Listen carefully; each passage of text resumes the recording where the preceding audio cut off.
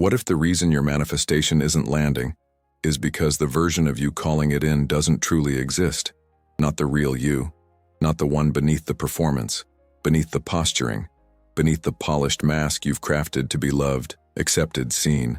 Neville Goddard said, "You do not attract what you want, you attract what you are." And most of us, quietly, unconsciously, are being what we believe the world wants us to be, instead of what we deeply are. We perform to feel safe. We adapt to be accepted. We shrink, amplify, soften, or exaggerate, depending on who we believe we must be in order to deserve the dream. But what if the moment you stop pretending, your manifestation goes missing? You see, you can only receive the story that matches your broadcast, not your intentions. And when you step outside of alignment, even with the best of motives, the universe no longer recognizes your frequency. You've sent a false location. You've changed the channel. You're not where your desire is trying to meet you. Neville taught again and again that feeling is the secret. Not acting, not striving, not repeating. Assume the feeling of the wish fulfilled. But what happens when the you doing the assuming is a performance? Here's where the science begins to echo the metaphysical. Biologist Bruce Lipton, in his work on epigenetics, discovered that your cells are listening, not to your goals, but to your emotional environment. They don't hear words. They don't read affirmations. They respond to vibration. And if you are pretending to be abundant while internally vibrating fear or desperation, your biology doesn't lie. The result? A mismatch, a distortion, a story that doesn't feel like yours, because it isn't. So many of us unknowingly operate from this distorted energy, trying to be magnetic instead of authentic. But here's the reframe. You don't need to become magnetic. You need to stop being performative. There's nothing to add. There's only something to remove. If the true self is the tuning fork, then every lie you tell about who you are is noise that blurs the resonance. And reality, being exact, being faithful, reflects the wrong story back to you. Let's make this simple. Imagine you're tuning a radio. You don't have to force the music to play. You don't have to beg the broadcast to come through. You just need to match the frequency. But if you fake the tuning, if you twist the dial in hopes of tricking the system, all you'll hear is static, confusion, delay, disconnection, and that's what most people are calling a manifestation block. So in this video, we're going to get honest, not cruel, not critical, but honest. We're going to explore the subtle, often unconscious ways we disconnect from our true identity, and how that misalignment attracts not our dream, but its shadow. By the end, you'll know how to stop broadcasting from the false self and start inhabiting the version of you that life was always meant to mirror. Let's begin. You are always manifesting. Always. The question is not whether you're manifesting, but which version of yourself is doing the manifesting. And here's the trap. Most people aren't aware of the subtle, exhausting performance they carry into their days. A carefully crafted self built to be safe, liked, or admired. But that performance, that costume of identity, becomes the very blockade that keeps your real desires out of reach. Neville said, "Be careful of your moods and feelings, for there is an unbroken connection between your feelings and your visible world." So if the feeling you're sending is one of false alignment, of pretending to be fine, pretending to be ready, pretending to be already there, the world reflects the pretend back to you. A script with no substance, a dream that evaporates on contact. Why does this happen? Because you are not manifesting from truth. You are manifesting from survival. Let's go deeper. There's a psychological phenomenon called the halo effect. People respond to the version of you that you project, and then mirror that version back. If you project confidence you don't feel, people may treat you with respect. But the universe doesn't respond to how others see you. It responds to the vibration beneath the mask. So what's the hidden cost of pretending? It's that every time you lie about who you are, even just a little, you fracture your field. You distort the mirror, and your desired outcome cannot find you because you're not home. Imagine inputting a fake address into your GPS and waiting for a package to arrive. You're watching the front door. You're visualizing. You're affirming. But the universe is faithfully delivering to the wrong place. Pretending delays everything. And most dangerously, it creates results that do not satisfy, even when they appear successful, because the version of you receiving those results isn't real, and so the joy can't last, the peace doesn't stay, and the manifestation, if it comes at all, collapses under the weight of your effort. To begin shifting this, try this. For 1 week, track your radical resonance inventory. Notice where your words, tone, body language, or energy feel false, where you're adapting to impress or belong. This isn't about shame. It's about awareness. Because you cannot change a performance you still believe is necessary. Manifestation doesn't begin with a goal. It begins with a frequency. And the more you pretend, the more off-key that frequency becomes. You don't need to project more.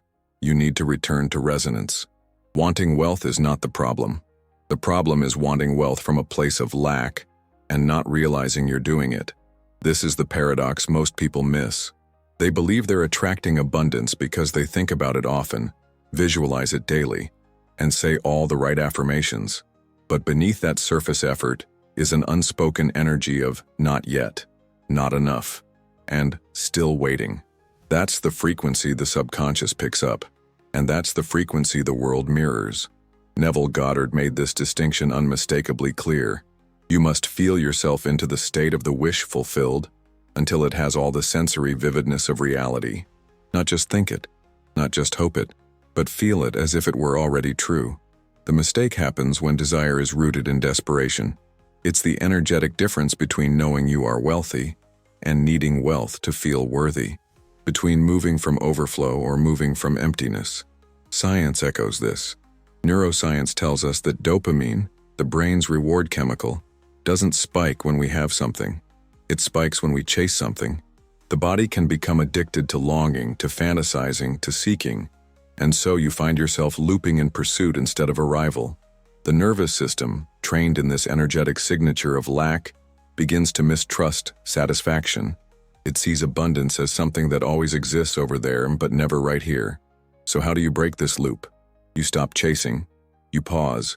You reintroduce your body to a state it forgot how to feel. Sufficiency. Try this. A brief, need detox meditation. Sit in silence and ask, not for more but for nothing. Not because you're giving up, but because for 5 sacred minutes, you are enough. You are full. And if nothing ever changed, you would still be whole. That shift, from desperation to sufficiency, recalibrates the field. You're not starving. You're sitting in a restaurant of illusions, chasing dishes that were never yours. When you stand up, breathe, and remember that the hunger was never for money. It was for permission to feel secure. The illusion dissolves, and suddenly, what you thought you needed begins to show up, because your vibration no longer repels it. You've stopped trying to earn what was already yours. There is a limit to how long your body can support a life your soul does not believe in. Bruce Lipton, pioneer of epigenetics, revealed something both profound and deeply confirming of Neville Goddard's teachings. Your cells are not just passive structures. They're receivers, responders. They are constantly interpreting your emotional and energetic state. Not your spoken desires, but your felt truth.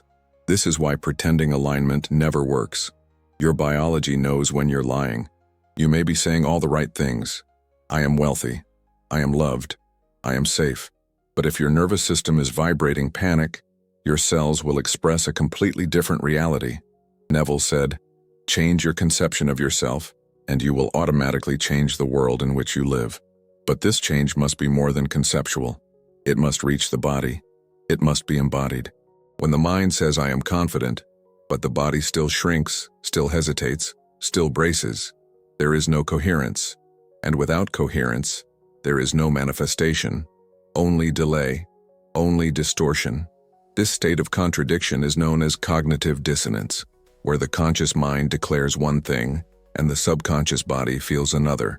The result is friction, static in the field, and confusion in your results. This is why people burn out trying to manifest. Not because manifestation is difficult, but because maintaining a false identity is. You cannot reprogram what you continue to perform. To move forward, you need to bring your biology into agreement with your imagination. Not just visualize abundance, but breathe like someone who has it. Walk like someone who knows it's theirs. Speak like someone who is no longer negotiating for permission to exist. Try the I am coherent scan. Quietly ask yourself, Do my words match my posture? Do my affirmations match my breath? When I say I am worthy, does my body agree or flinch? Your body is a choir, and the song it sings must be in harmony with your chosen state. When one section is out of tune, the mind confident, the chest tight, the stomach uneasy, the entire composition becomes noise. To manifest clearly, the performance must end, and the embodiment must begin. Only then does your biology become a full partner in creation.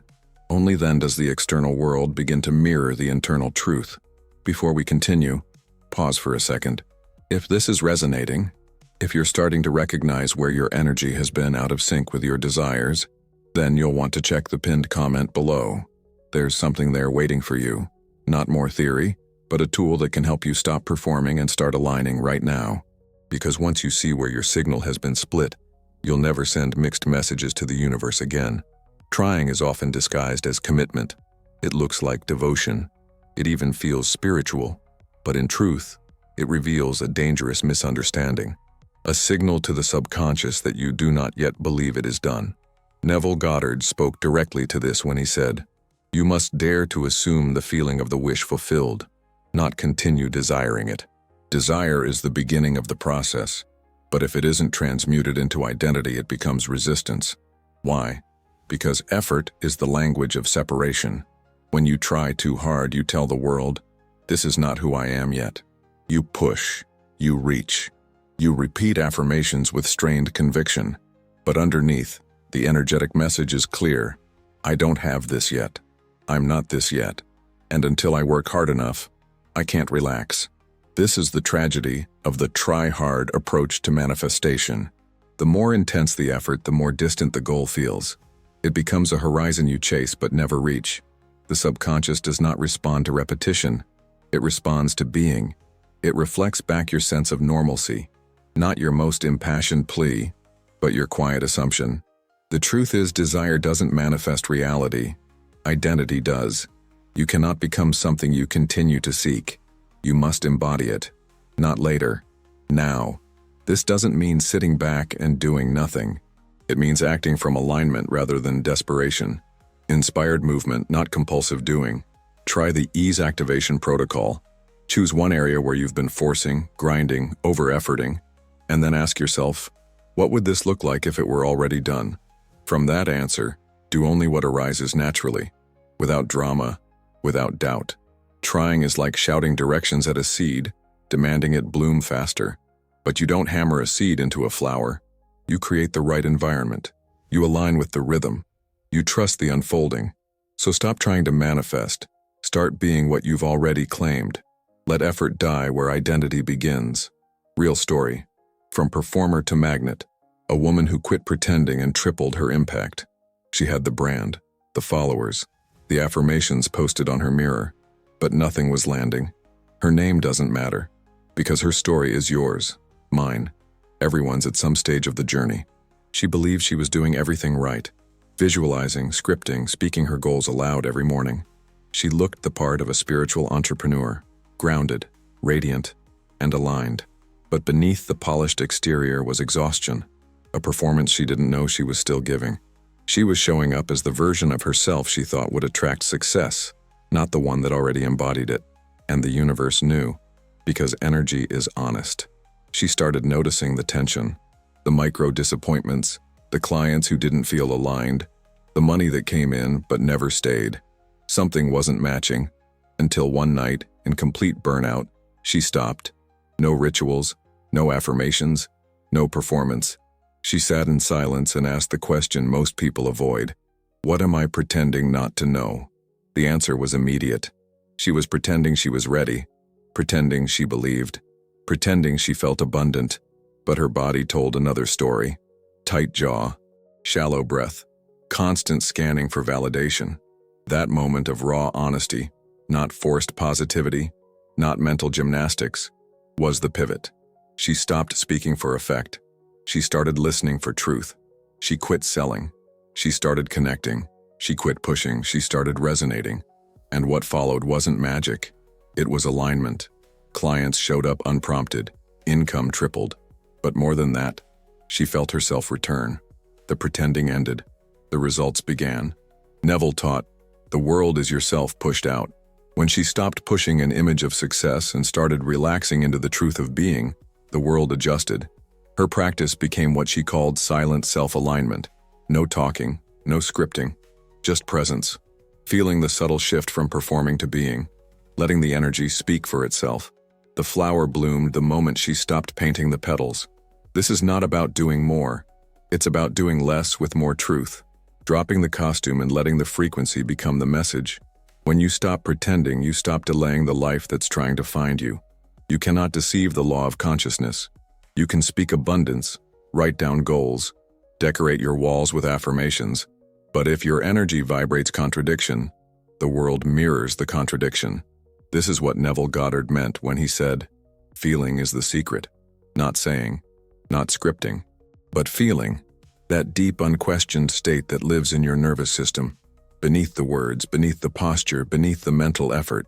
Here lies the often ignored force behind misaligned manifestation, vibrational incoherence. It is the silent war between your declaration and your embodiment, between what you say and what you send. Let's get specific. You might say, I am ready for success, but your shoulders are tense, your breath is shallow, your tone reveals anxiety, and your body posture shrinks inward. What is the real message? The body does not lie, and neither does vibration. This is not about self-blame, it's about self-honesty. Neville taught, you rise to a higher level of being by assuming you are already there, but that assumption must be total, integrated, felt in the cells, not just in the intellect. Words spoken from a state of lack carry the scent of doubt, and the subconscious, which is always listening, only accepts what is felt to be true. Science, too, has something to say. HeartMath Institute research on heart-brain coherence reveals that when our thoughts, emotions, and physical rhythms are in alignment, the entire body becomes more harmonious, creative, and magnetic. But when these systems are incoherent, when the heart feels one thing and the mind insists on another, the body enters a stress state. Energy is dispersed, focus diminishes, intention becomes noise. This is why incoherent manifestors see fragmented results. The message sent to the field is scrambled. It's like tuning into 3 radio stations at once and expecting to hear a clear melody. Have you ever felt exhausted after repeating affirmations? Or anxious after a visualization session? That is a sign, not of failure, but of misalignment. Your inner self is resisting what you're saying, not because it's impossible, but because it hasn't yet become believable. Believability isn't built through effort. It's built through embodiment. And embodiment begins when your body, breath, tone, and presence all say the same thing. This is where the signal sync method becomes more than a technique. It becomes a new standard. Before you speak an affirmation, pause, breathe, scan your internal state. Ask, is this true in my body yet? If not, don't force the words.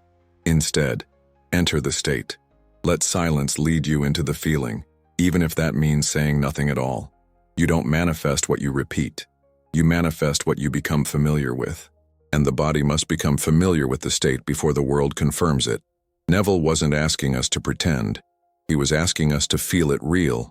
That means creating such emotional congruence that the desire is no longer a distant aim. It becomes an intimate truth.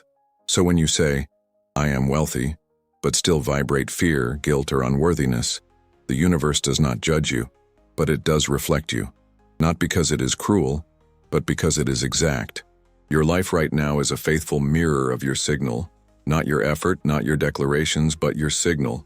Bring coherence to the signal, and you'll find that what once felt far away rushes into your reality without resistance. Not because you pushed harder, but because you finally stopped sending mixed messages. You stopped pretending, and you started being. The most subtle saboteur in the manifestation process is not disbelief or fear, or even lack of clarity. It is identity delay, a quiet, often unconscious decision to wait until life changes before we change ourselves. It sounds like this. I'll feel abundant when I see the money. I'll feel chosen when someone chooses me. I'll feel confident once the success arrives. But manifestation doesn't work this way. Neville Goddard taught, change your conception of yourself, and you will automatically change the world in which you live. That means the identity must come first, not after the evidence. Not after the confirmation, but before. This is where so many people unknowingly postpone their transformation. They delay the embodiment of their new self, waiting for life to justify the shift. And in doing so, they send the universe a very clear message: I am not yet who I wish to be. Identity delay is not just a psychological habit. It is an energetic signal. When you wait to feel secure until your circumstances change, you are telling life that your power is conditional, that you are not the cause but the effect. And reality, always obedient, responds accordingly. You do not receive according to what you hope for. You receive according to what you are willing to be now, regardless of appearances. Neville referred to this as living from the end. To assume the feeling of the wish fulfilled means to walk, breathe, speak, and move as the version of you who already has what you once thought you needed to chase. But identity lag keeps you frozen in limbo. You half believe, you half embody. You say the right things but live in the gap, and the gap grows wider the longer you wait. So how do you dissolve this delay? You reverse the equation. You don't ask, what do I need to do to get the result? You ask, who would I be if it were already mine? Then you let that version of you take up residence now, not in fantasy, but in frequency. Try the 24-hour identity embodiment challenge. For one full day, act as if the shift has already occurred. Don't explain it. Don't justify it. Just be it. Move through the world as the version of you who has nothing to prove and nothing to chase. Feel what it feels like to have nothing left to wait for. This isn't pretending. It's collapsing time. Neville said, to be conscious of being poor while praying for riches is to be rewarded with that which you are conscious of being: poverty. You cannot plant one seed while feeding another. And most people feed their past while watering their future, never realizing why nothing grows. When you stop outsourcing your identity to circumstance, manifestation accelerates. The world moves quickly to reflect what you've already claimed internally. You are not waiting for a new life. The new life is waiting for you to step into the self who can live it. There is a kind of pretending that is so culturally accepted, it often goes unnoticed. It wears the costume of kindness. It hides behind social ease. It's called approval seeking, and while it may win short-term harmony, it quietly starves your authenticity. This is the version of yourself that smiles when you want to speak, that agrees when you want to dissent, that chooses to be invisible rather than risk discomfort. And while it may keep relationships smooth, it sends one clear message into the field of consciousness: I am afraid to be seen. Neville Goddard reminded us, consciousness is the only reality. And when your consciousness is shaped by the need to be accepted, your manifestations become shaped by avoidance. You attract situations that reflect your fear of rejection. You draw in people who cannot fully see you because you have not yet fully revealed yourself. Energetically, this is not humility. It is self-suppression. The problem is not that you're being polite. It's that you're hiding your power behind politeness. You withhold your truth in exchange for belonging. But what you receive in return is not real connection. It's conditional approval, and it comes at a cost. You manifest not from your public image, but from your internal permission. And if you have not given yourself permission to be fully expressed, fully felt, fully known, then what you're broadcasting is the frequency of hiding, of shrinking, of fear disguised as agreeableness. The universe responds not to your intentions, but to your essence, and essence cannot be faked. There is a reason you feel drained after social interactions where you played a role. There is a reason the relationships you maintain through self-abandonment never feel satisfying.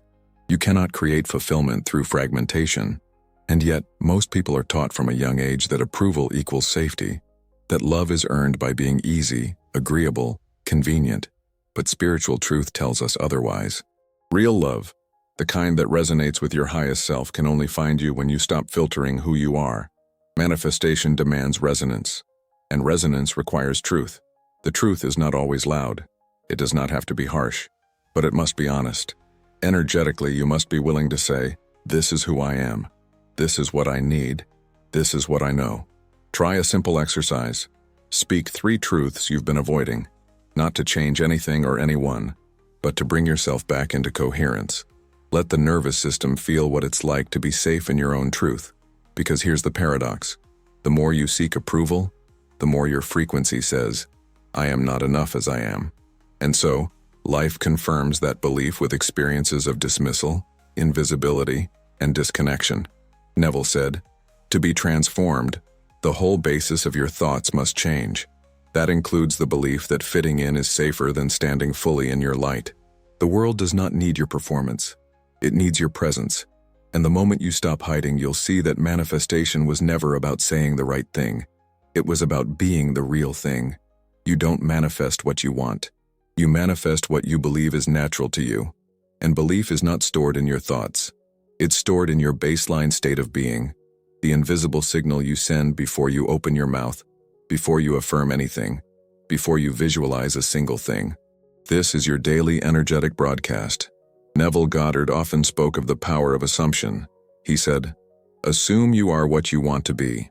Walk in that assumption, and it will harden into fact." But for most people, the assumption is not a conscious one. It's embedded in the body, in how you enter a room, in how you carry your shoulders, in how you expect to be treated by the world. This is where the Galatea effect enters, the lesser-known cousin of the Pygmalion effect. While the Pygmalion effect is about others' expectations shaping your outcomes, the Galatea effect is about your own expectation of self. You rise, or fall, to the level of your self-image. That image is not sculpted in grand moments. It's built in the quiet ones. The moments you walk into a meeting already expecting to be dismissed. The times you speak your dream with hesitation in your voice. The way you receive a compliment and immediately deflect it. All of that, subtle, invisible, habitual, becomes your vibration, and your vibration becomes your life. Here is the hidden truth. Most people's baseline energy is shaped not by vision, but by survival conditioning. They're not broadcasting from creative power, but from protective posture. They are trying to manifest abundance while their nervous system is still locked in scarcity. This is why the same person can do all the right things, journal, script, visualize, and still see little change. Because their daily broadcast is set to fear, or doubt, or unworthiness. To shift this, the broadcast must be reset at the beginning of each day, before the world has a chance to tune it for you. This is where the AM broadcast ritual becomes essential. Upon waking, before touching your phone, you consciously choose the station. You ask, "What signal will I embody today?" Not "what do I want," but "who am I already now," regardless of external facts. You speak not from ambition, but from being. You feel not what you're reaching for, but what you've already claimed internally. Because if you don't set your own station, the static of other people's expectations will do it for you, and you'll find yourself living from frequencies that don't belong to your truth. Neville said, "Dare to believe in the reality of your assumption and watch the world play its part relative to its fulfillment. But belief without embodiment is hollow. The daily energy you send is not a footnote. It is the command. Set your broadcast with precision, not for control, but for coherence. Because the world is not waiting for your effort. It is responding to your signal. Manifestation doesn't require more effort. It requires less distortion. What blocks reality from reshaping isn't lack of action. It's energetic dishonesty." Neville said, "Your world is your consciousness objectified. So if the world feels wrong, the self being expressed must be misaligned. This 3-step reset brings you back into resonance. Step 1. Identify the roles you're still playing. These are survival identities. The achiever, the pleaser, the one who tones down truth. Ask, what role do I perform that no longer feels like home? Step 2. Observe where your energy drops. Where do you shrink, hesitate, or betray your own knowing? These subtle disconnections are where your signal weakens, and reality listens. Step 3. Create identity rituals that match your true self. Speak from your center. Choose clothes, decisions, and movements that reflect who you are, not who you think you should be. One authentic action can shift an entire day. Use your awareness like a tuning fork.